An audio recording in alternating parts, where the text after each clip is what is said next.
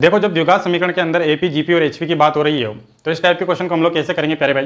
एक द्विघात समीकरण है चर x में p into Q minus R X का square plus Q into R minus P into X plus R into P minus Q बराबर 0। इसके मूल क्या है? समान है। इसके रूट्स जो है इक्वल है, तो पी क्यू आर किस में होंगे? एपी में होंगे कि जीपी में होंगे कि एचपी में होंगे या फिर बराबर होंगे। कॉन्सेप्ट आपको मैं बता देता हूँ। अगर द्विघात समीकरण A X square plus B X plus C आपके पास बराबर 0 है, यदि आपके पास में A plus B plus C अगर बराबर 0 है, एक्स स्क्वायर का गुणांक, एक्स का गुणांक और अचर पद, अगर तीनों को जोड़ने पर 0 आ रहा है तो उसका एक मूल जो हमेशा और हमेशा जो होगा वो 1 होता है। ये आपको याद में रखना है। इसी कॉन्सेप्ट को मैं यहाँ पर काम में लूँगा। ये ए है, ये बी है और ये सी है, तो इन तीनों का योग करो तो ये आ जाएगा पी क्यू माइनस का P R plus Q R minus का Q P plus R P minus का आर क्यू।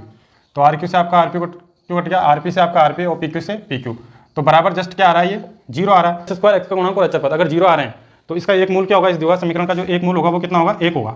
ठीक है मेरे भाई। लेकिन आपको ये भी दिया गया है कि इस द्विघात समीकरण के मूल समान है, तो अगर एक मूल 1 है तो दूसरा मूल भी क्या होगा? 1 होगा, क्योंकि मूल समान है ना।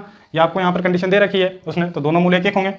अब चूंकि मूलों का गुणा अल्फा गुणा बीटा बराबर क्या होता है? सी बटा ए। अल्फा गुणा, अगर इसके दो मूल अल्फा और बीटा हैं तो अल्फा गुणा बीटा क्या होगा? सी बटा ए होगा। तो ये सी है और ये ए है, तो R into P minus Q और पी बटे क्यू माइनस आर। अल्फा गुणा बीटा 1 इंटू 1। फिर यहाँ पर देखो आप इनका गुणा करो, ये पी क्यू माइनस का पी आर और ये आर पी माइनस का आर क्यू। इसका गुणा दोनों में कर दिया मैंने और इसका गुणा दोनों में कर दिया। यहाँ पर देखो आप, ये आर पी को इधर लेके जाओ तो ये 2 आर पी और पी क्यू प्लस का आर क्यू।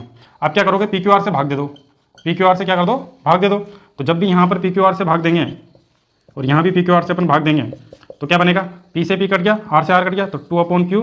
इसको सोल्व करेंगे तो क्या आ जाएगा? 1 upon R plus 1 upon P.